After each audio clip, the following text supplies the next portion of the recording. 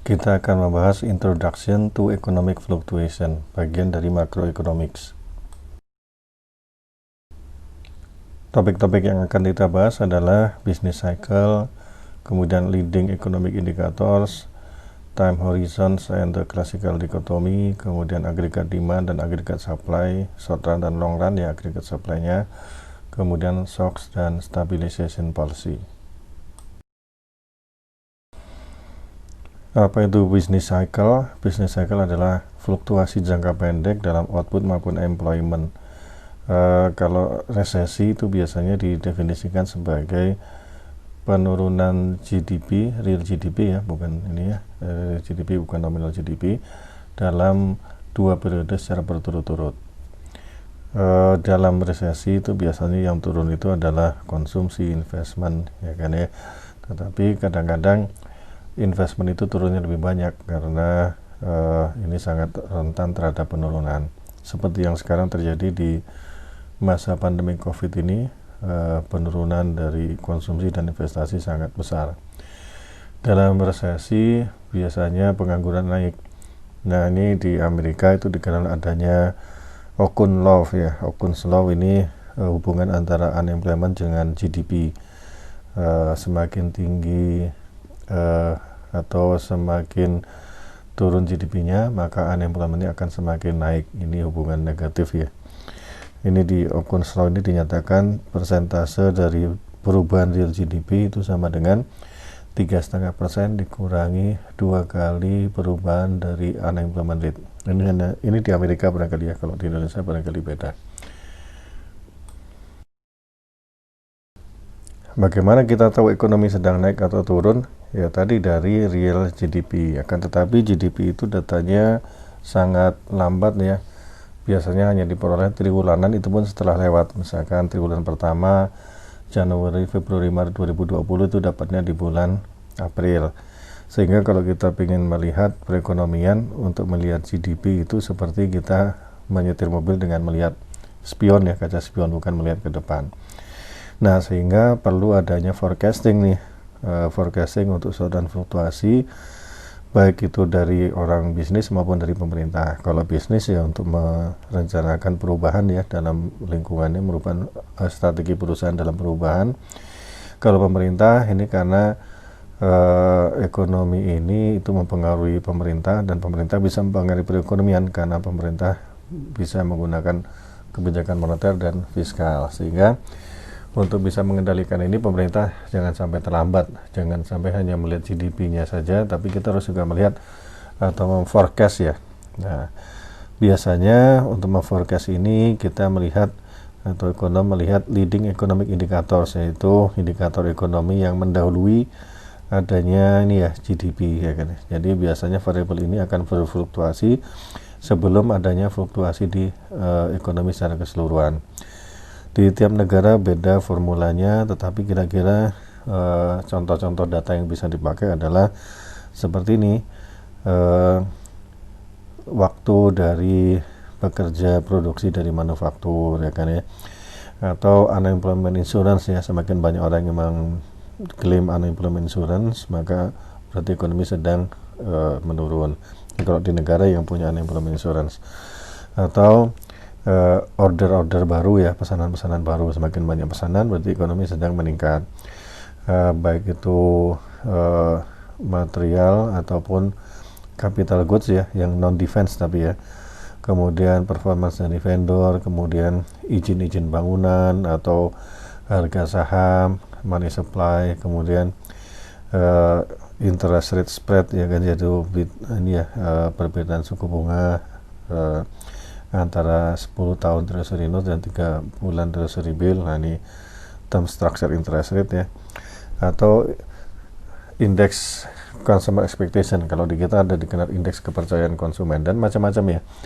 Ini tergantung negaranya, dan kemudian apa ya, variabel yang biasanya bergerak mendahului perekonomian.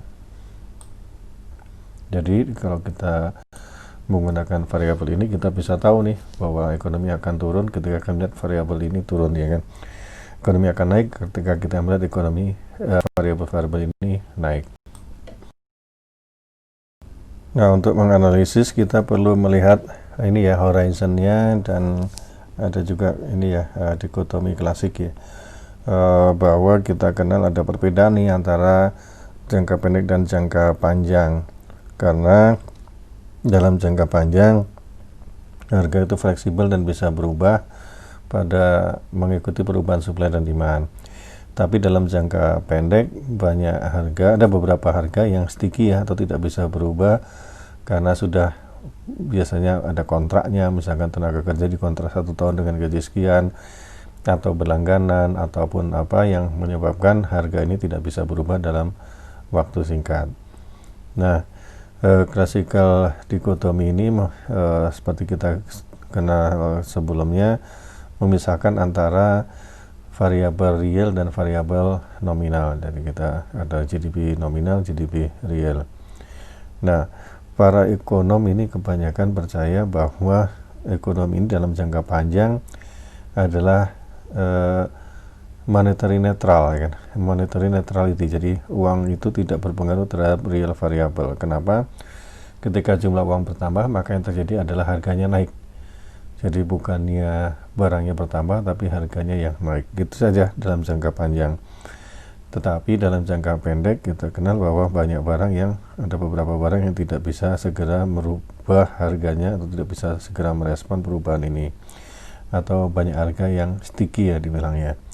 Sehingga dalam hal ini kita harus bedakan ini antara jangka pendek dan jangka panjang. Analisisnya apa dampak jangka pendek, apa dampak jangka panjangnya. Yang pertama kita bahas adalah agregat demand. Apa itu agregat demand? Yaitu hubungan antara jumlah output yang diminta dengan price level ya, aggregate price level. Sehingga kita bisa melihat dalam agregat demand ini hubungan antara jumlah barang dan jasa yang diminta oleh orang dengan tingkat level atau tingkat harga tertentu. Nah, ini berdasarkan pada quantity theory of money, MV sama dengan PY, ya kan ya. Dari sini kita bisa turunkan supply dan demand untuk real money balance, yaitu M per P sama dengan M per P demand ya, sama dengan KY. KY ini kan kebalikan dari ini ya, 1 per VY sama dengan 1 per VY. Sehingga K ini bisa kita artikan bahwa jumlah uang jumlah uang yang ingin dipegang oleh orang dari setiap dolar income-nya. Sehingga dari sini kita bisa lihat dari persamaan ini bahwa supply dari money balance atau real money balance itu sama dengan demand, dan demand-nya itu adalah sama dengan atau proporsional dengan output-nya. Sehingga money supply, money demand itu proporsional dengan output. Nah, kalau kita gambarkan dalam grafik, yaitu maka hubungan antara price level dan output itu akan menurun ya, menurun karena apa nih, pada setiap supply M, agregat demand curve ini akan menurun karena semakin tinggi harganya, ini kan harganya M per P ya, maka ini akan semakin rendah Y-nya, ya kan ya. Kenapa? Karena semakin tinggi harga, barangnya semakin mahal, maka yang diminta akan semakin sedikit, sehingga hubungannya akan menurun. Nah, ini yang terjadi adalah kalau harga turun, maka kita akan bergerak sepanjang kurva agregat demand. Tapi kalau ada perubahan dari M, atau perubahan dari V, atau perubahan dari K, maka ini akan menggeser kurva agregat demand-nya. Dapat kita katakan juga bahwa agregat demand ini diturunkan dari jumlah money supply yang tetap, sehingga kurva agregat demand ini mewakili kombinasi dari harga dan tingkat harga ya dengan output pada setiap M. Nah, jika ada perubahan M-nya, maka yang terjadi adalah kombinasinya ini berubah, sehingga akan terjadi pergeseran kurva agregat demand. Nah, di sini contohnya misalkan ada penurunan jumlah uang beredar, maka akan menurunkan jumlah output nominal ya, atau PY. Sehingga pada setiap price level yang sama, P output akan lebih kecil. sehingga penurunan dari jumlah beredar akan menggeser kurva agregat demand menjadi ke kiri ya, dari agregat demand ke agregat demand tanda petiknya itu. Begitu juga dengan sebaliknya, apabila ada kenaikan jumlah uang beredar sehingga M-nya meningkat, maka nominal dari output atau PY ini akan meningkat, sehingga pada setiap level P, output atau Y-nya ini akan meningkat, sehingga peningkatan jumlah uang beredar ini akan menggeser kurva AD ini ke kanan, dari kurva AD ke AD ya, di petiknya. Kurva berikutnya adalah agregat supply, yaitu hubungan dari jumlah barang dan jasa dengan tingkat harga. Dari sini kita bisa melihat bahwa dalam jangka panjang harga itu fleksibel, tapi dalam jangka pendek harga itu sticky ya, atau tidak bisa berubah, sehingga bisa kita lihat bahwa long run agregat supply ini akan berbeda dengan short run agregat supply karena ada perbedaan sifat tadi ya, perubahan harga. Jumlah produksi akan tergantung dari jumlah modal dan tenaga kerja. Sebagaimana fungsi produksi ya, Y sama dengan fungsi dari K dan L. Nah, dalam jangka panjang ini jumlah ini adalah tetap ya kan, modal dan tenaga kerjanya. Ini menurut model klasik ya. Sehingga apa yang terjadi, output ini tidak tergantung dari tingkat harga. Nah, dengan demikian maka kurva dalam jangka panjang agregat supply ini atau long run agregat supply ini akan vertikal ya, karena dia tidak ada pengaruhnya, tidak dipengaruhi oleh tingkat harga.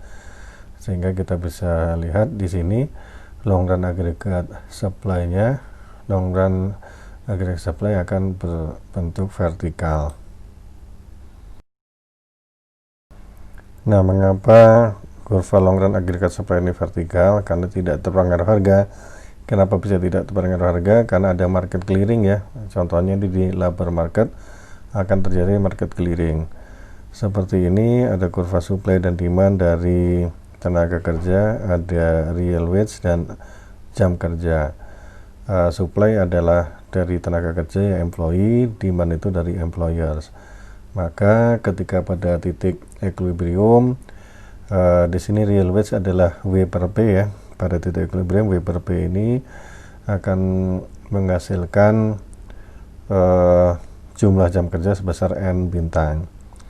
Nah, ketika tiba-tiba ada kenaikan tingkat harga, maka tingkat harga naik nih, misalkan tingkat harga jadi 2 kali lipat, jadi 2P misalkan. Ketika tingkat harga naik jadi 2 kali lipat, maka yang terjadi adalah real wage-nya akan turun. Kenapa? Karena W per P ya, real wage, kalau P-nya naik maka W per P akan turun. Ketika real wage turun, maka yang terjadi tingkat tingkat demand dan supply-nya akan berubah. Nah, workers ini supply-nya akan menurunkan jumlah jam kerjanya menjadi N tanda petik 1, sedangkan employers atau perusahaan akan meningkatkan demand-nya karena harganya murah. Jadi kalau harga murah itu yang supplier akan menurunkan, tapi yang demand akan menaikkan permintaannya. Nah, sehingga yang terjadi adalah disequilibrium nih, karena permintaan melebihi supply. Nah, kemudian apa yang terjadi kalau seperti ini? Nah, ketika gaji ini fleksibel, maka untuk mengembalikan pada equilibrium, maka pemberi kerja atau employers ini akan bersedia menaikkan gaji ya, sehingga gajinya akan bisa dinaikkan, sehingga gajinya akan naik menjadi 2W misalkan ya. Nah, ini akan kembali lagi ke titik equilibrium, sehingga gaji sekarang akan naik ke 2W, sehingga pekerja akan mau untuk bekerja kembali, sehingga supply-nya akan meningkat ke titik N bintang, sehingga akan terjadi kembali equilibrium pada tingkat gaji yang lebih tinggi.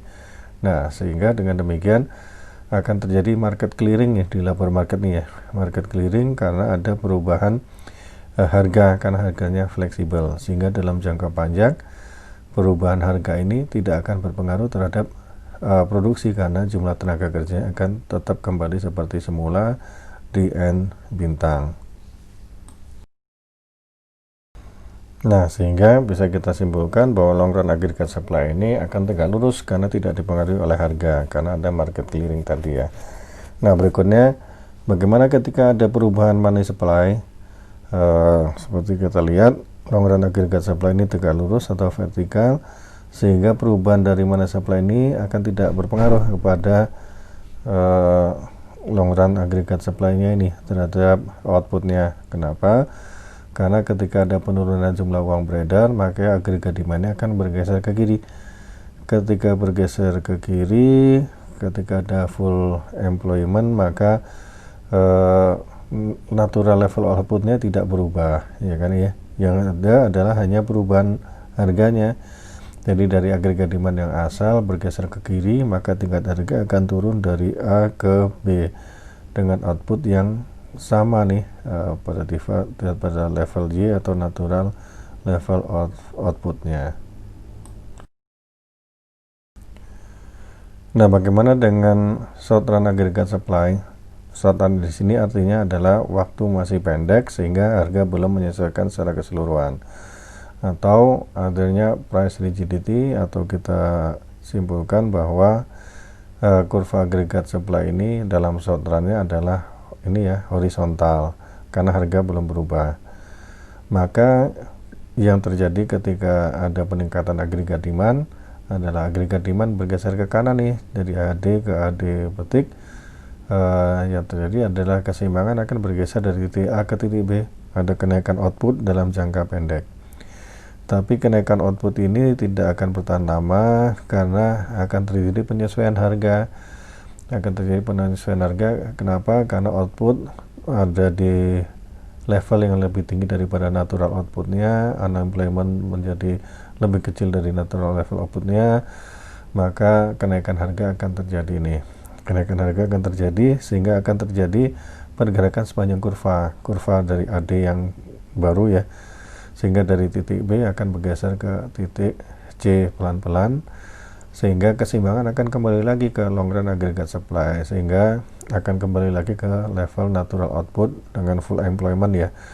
Full employment di sini bukan berarti nol pengangguran, tapi natural level of unemployment ya. Sehingga dalam jangka panjang atau long run equilibrium yang terjadi adalah short run aggregate supply akan bertemu dengan long run aggregate supply dan agregat demand pada satu titik, sehingga ini yang terjadi. Apa yang terjadi bila ada pengurangan agregat demand? Nah, misalkan ekonomi berjalan pada titik equilibrium pada titik A, kemudian ada penurunan agregat demand, misalkan ada pengurangan jumlah uang beredar M. Ketika ada pengurangan jumlah uang beredar, agregat demand turun, maka agregat demand akan bergeser ke sebelah kiri, maka keseimbangan akan bergeser dari titik A ke titik B. Nah, dari sini output ada di bawah natural levelnya, sehingga pengangguran barangkali akan terlalu tinggi ya. Ketika pengangguran tinggi, maka orang akan mau untuk bekerja dengan harga yang lebih murah, sehingga harga makin lama akan makin turun, sehingga ekonomi akan kembali pulih dari resesi dari titik B ke titik C, ya kan? Karena ini ada pergerakan sepanjang kurva, sehingga apa yang terjadi, ekonomi akan kembali lagi ke titik semula, ke titik long run aggregate supply-nya atau ke titik natural output-nya di titik Y seperti semula. Nah, bagaimana dengan pergerakan tadi? Mengapa yang menyebabkan pergerakan tadi? Nah, apabila ini ada sebab dari luar, kita kenal dengan istilah shocks ya, atau exogenous change dari agregat supply maupun agregat demand. Ini disebut dengan shocks ya. Ada supply shocks, yaitu shock yang mempengaruhi agregat supply, ada demand shocks yang mempengaruhi agregat demand.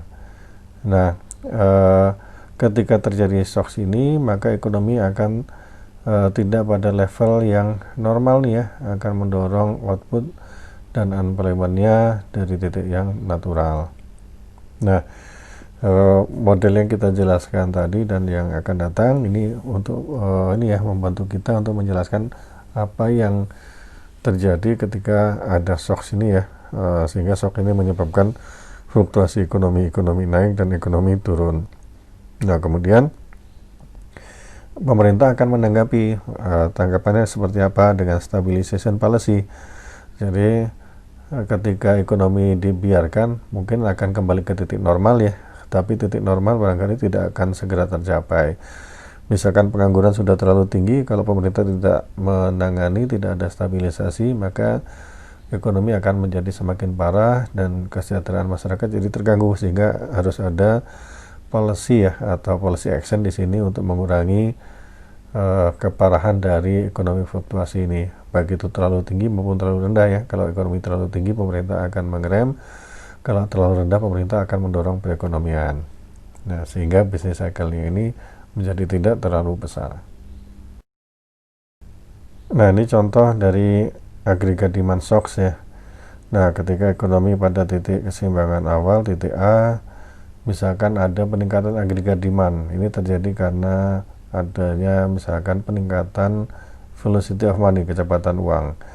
Kecepatan uang bisa beredar ketika ada teknologi baru atau ditemukan uang elektronik dan sebagainya, sehingga menyebabkan kecepatan uang semakin cepat, sehingga agregat demand akan naik. Maka ekonomi akan bergeser nih dari titik A ke titik B. Ada peningkatan output ya, atau outputnya berada di atas natural levelnya. Nah, ketika ini terjadi, maka harga akan menjadi naik nih. Harga menjadi naik, maka akan bergerak sepanjang kurva agregat demand yang baru, akan naik dari titik B pelan-pelan menuju ke titik C. Nah, ketika ada di titik C, maka tercapai keseimbangan yang baru dari long run agregat supply-nya menjadi titik natural output-nya ya. Maka yang terjadi adalah adanya peningkatan harga, tapi output-nya tetap pada titik yang semula.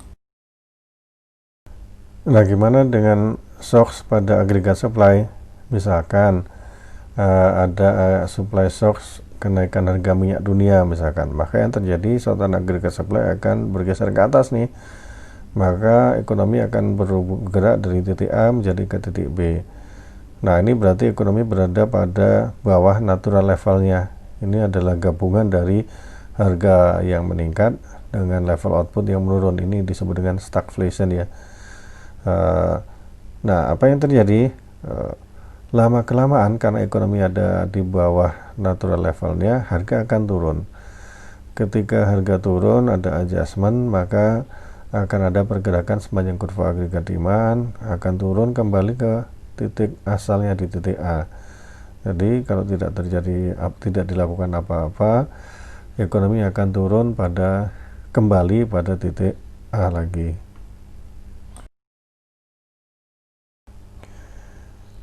Penyesuaian kembali dari titik B ke titik A itu membutuhkan waktu, sehingga ekonomi akan tetap berada di bawah level natural outputnya, atau pengangguran akan tetap tinggi. Nah, jika ini dibiarkan terlalu lama, maka masyarakat akan kehilangan kesejahteraannya, atau akan terjadi efek-efek yang lain nih. Sehingga pemerintah dalam hal ini biasanya akan melakukan respons terhadap supply shocks ini ya, supply shock yang tidak menguntungkan tadi. Pemerintah akan melakukan respon dengan cara meningkatkan agregat demand untuk mengurangi pengurangan output tadi ya, sehingga yang terjadi pemerintah menaikkan agregat demand akan bergeser ke kanan nih, sehingga keseimbangan akan segera berubah dari titik B langsung ke titik C. Nah, apa akibatnya?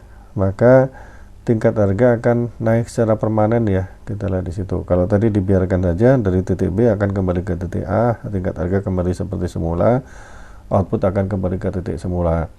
Tapi ini karena pemerintah meningkatkan agregat demand, maka yang terjadi akan bergeser nih agregat demandnya ke sebelah kanan, sehingga agregat demand tanda petik ini ya, sehingga tingkat harga akan naik secara permanen.